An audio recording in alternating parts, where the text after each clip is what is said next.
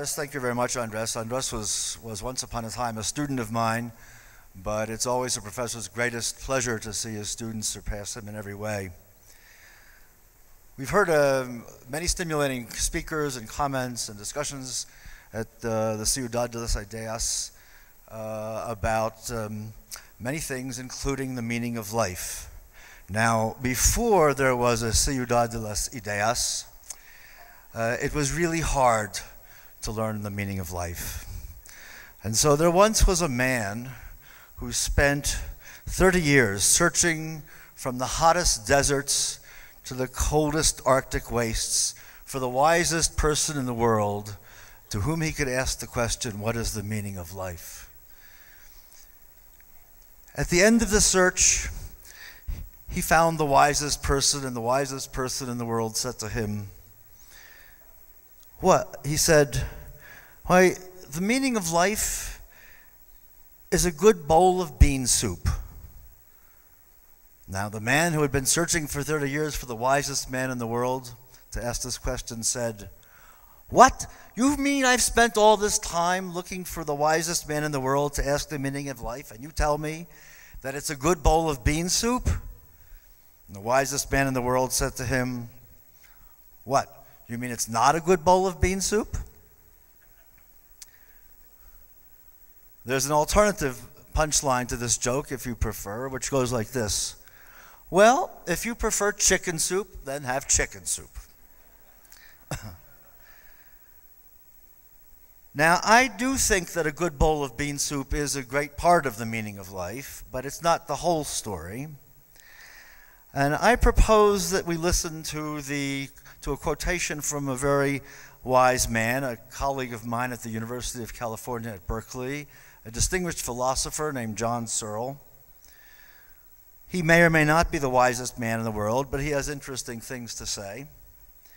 He was recently being interviewed by the Alumni magazine about a book he had just published which cast doubt on free will. He said, philosophical ideas often upset me. I was very sorry when I finally had to come to the conclusion that God doesn't exist, for example. That really upset me.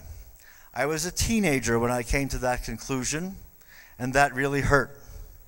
But you have to follow the ideas where they go. Now, what might that hurt have been in Professor Searle's experience?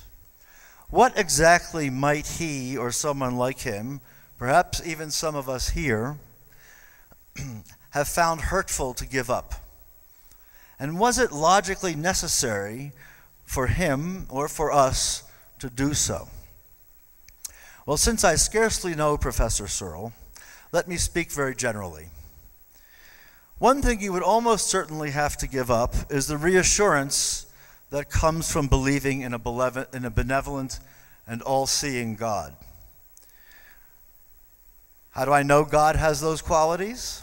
Well, if you have to believe in God, then certainly that's the right kind to choose, and therefore the kind you would have to give up if you were to stop believing in God.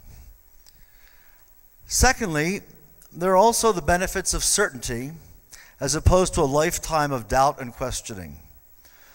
True, some people prefer the doubt and the questioning, but I leave them aside for the moment. Thirdly, one might also give up on attending worship services and the probable sense of community and tradition that are associated with them. And quite possibly, finally, one also gives up on a search for the realm of the sacred, simply because that realm seems to be the monopoly of one or more divinities. And to enter there, you have to be willing to participate in quite a lot of God talk. Now, it is this last cause of hurtfulness that I want to address here. And I quickly acknowledge that foregoing the search for the sacred might not be very hurtful at all to many former believers turned atheist. Not everybody is interested in the sacred or needs to be. But most, if not all, human groups do at least seem to recognize such a realm. And so my first premise is that it is worth seeking. My second premise is that even if we don't believe in the existence of God, religiously based rituals, even though they are saturated with God talk, are often a pretty good way to carry on the search. Of course, they're not the only way. Meditation and drugs, for example, are also on offer for those who are interested. And my third and most important premise is that even committed non-believers can find a way to participate in many religious rituals without violating any principles they may have about rationality and self-consistency.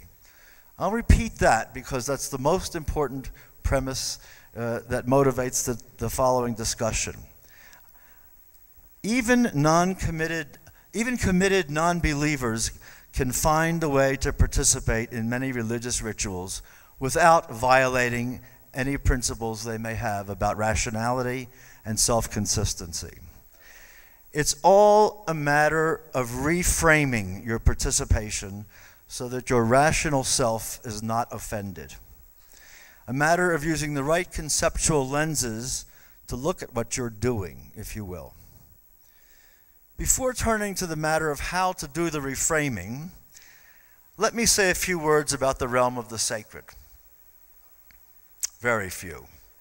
Socially, it has characteristics of being set apart in time and often space from the ordinary and the mundane. Psychologically, it feels as though the realm is located upward. As Jonathan Haidt, a University of Virginia psychologist, tells us in his excellent book, The Happiness Hypothesis, downward are animals of disgust, are animals and objects of disgust, while upwards are feelings of transcendence and humility, very valuable, by the way, as many speakers have told us in this ciudad, and awe. Awe before something larger than oneself, whatever it may be. And we humans are somewhere in the middle.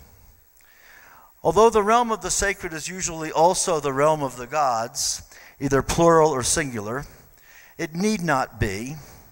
Humans are free to use human materials, ranging from a connection to nature to a connection to the human community, to create sacred space and time.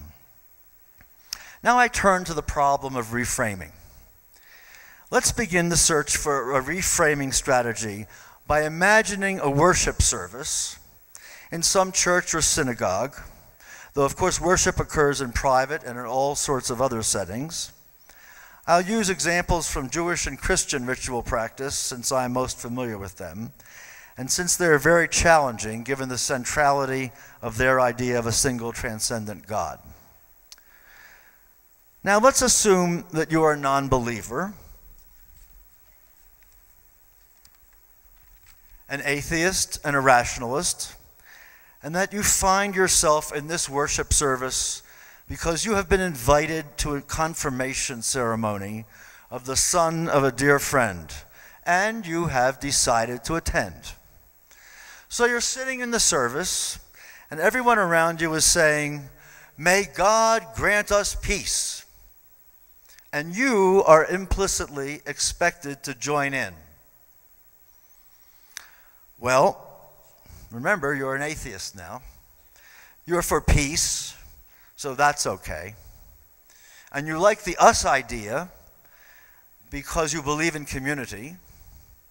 And you even like the idea of grant in a perverse way because it reminds you of what you really think, which is that in fact nothing is simply granted, that you've got to work hard at achieving peace just like achieving lesser goods, and that grant is actually something of a euphemism for all the hard work that that community of us will have to do. But the God part, that's too much for you. That you can't accept. You could be polite and mumble along with everyone, "May God grant us peace." Or, and here is where it gets very interesting, you could substitute your own mumbled version. "May we grant ourselves peace." No one would notice, and you would have been true to your atheistic principles and said something which inspired yourself, even though nobody else heard you. You could even go one step further and use the G word and acknowledge to yourself that you were using it only metaphorically. You would say God, but you would mean by it something important and special to you, something elevating and flavored with the sacred, perhaps something like our collective better selves. That's my favorite. Now, having gone this far towards sincere ritual participation, even though you don't believe, you might go a step further still. You could look around you and see your many other colleagues of the person who invited you have also chosen to attend. And you happen to know that they too don't believe in God, but are mumbling something like the G word. And you wonder, what sort of metaphors are they using? Well, supposing that they're thinking about anything at all, they're probably all different to some degree. For Janice over there, the G word is a stand-in for all of humanity. And for James, it is his own inner voice that reaches for the sacred in himself. And for Jorge, it is something like the noosphere of Teilhard de Chardin. In fact, you conclude that even your fellow worshippers who believe in a God of the traditional anthropomorphic sort are incorporating a metaphorical element into their beliefs, and that many of those metaphors are also rather different from one another. For some, God is a metaphor for a kindly father. For others, a just and all-seeing king. While for still others, a compassionate savior from eternal damnation. In light of all this supposed heterogeneity of meaning and intention, you now realize that the word God is just a poetic word with powerful historical reverberations and resonances that people use as a lowest common denominator, a generic term to help coordinate something else that they're doing together, namely creating a psychological environment in which they can touch or at least reach out for the realm of the sacred. An actual God, the sort of God that atheism rejects, need not be here. Humans have created this environment for themselves, by themselves, for their own spiritual purposes. And now a further step. You recognize that all this promiscuous metaphorizing, using the G word, is just a part of a larger and more complicated activity being undertaken by this community of worshipers. Explicit language about God or whatever else is just a part of it.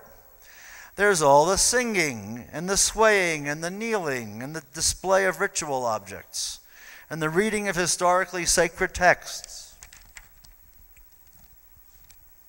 and the way people greet each other on entering and leaving. You realize you are in the middle of a theatrical production. Again, you realize you are in the middle of a theatrical production. It's organized, it's scripted, with some improvisation to be sure. It's emotional, it's didactic, it's inclusive, it's involving, and most interestingly, it's cut off from the real world. In short, you are able to reframe the whole activity as theater, or better yet, if the community of worshipers is doing a lot of singing, as an opera. You could call this group of worshipers your contemporary ritual theater company. Your contemporary ritual theater company. Now, with regard to the sacred, in order to succeed, this ritual theater company must perform two important functions. First, it must stimulate creativity. The worshipers collectively create an environment for one another that none of them can construct by themselves. So people have to show up. And because it's voluntary, it needs to be attractive. And for at least some people, they have to feel that the ritual materials and interactions within the ritual theater company don't create just any kind of environment, but a sacred one. And this can only work if it's done artfully, blending traditional ritual and adaptations of tradition and other elements. Whether, of course, actual ritual theater companies succeed at this is another issue, for probably the majority of such in the contemporary Western world don't actually do a very good job. That is to say, most of us, I'm sure, have been to plenty of synagogue and church services that are boring, boring, boring. The very opposite of inspiring, reaching towards the sacred and the elevated. Now, if the first job of the ritual theater company is to help the participants in their creative endeavors, its second main function is to protect. To protect against what? Well, in the theatrical moments, the words one has uttered, the chants one has chanted, the bows one has bowed, are not to be evaluated against the standards of science or empirical rationality. The question isn't whether they are true, but whether they are helpful. Have they protected the creative process from the mundane and the empirical? Have they allowed the ritual participants to imagine a different and better world? To stretch themselves personally in directions that are somehow more enlarging and more meaningful? Have they temporarily, at least, ensured that the empirical does not drive out the sacred ought? Of course, at some point, the show ends. We all re-enter the world of the everyday and the world of personal self-awareness. What happens to us now?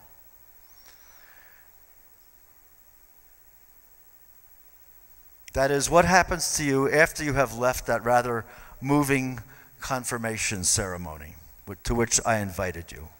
Remember, you're an atheist. You don't really have to be, but you're pretending. While performing your role in the theater, you were in a different world. You suspended rationalistic judgments about yourself. But now what? Are you ashamed of yourself? Will you vow never to return to the ritual theater? I hope none of the above, but I think that it is possible only if you are able to protect what I would call your ritual self from imperialistic aggression against it by your empiricist self. Who exactly are these two selves? We're all home to multiple selves, each one of which gets to take over our whole self in a different context. The workplace self does so at work. In the nursery, the parental self. The sports fan self at the ball game. So why not let the empiricist self do its thing when the real world needs to be understood and managed, and the ritual self do its very different thing when the world of moral and spiritual potentiality calls us. I conclude by observing that the empiricist self and the ritual self work as partners rather than as rivals. The ritual self proposes, you might say, and the empiricist self disposes. The ritual self comes up with ideas that may or may not connect us with the sacred, and the empiricist self checks for feasibility and cost, and makes needed comparisons with other such projects. The ritual self mutters, "May God grant us peace," and the empiricist self says, "Oh yes, I understand what you're trying to say. Peace is a great idea. Now get out there and run for city council." So at the individual level, we need some reframing as well.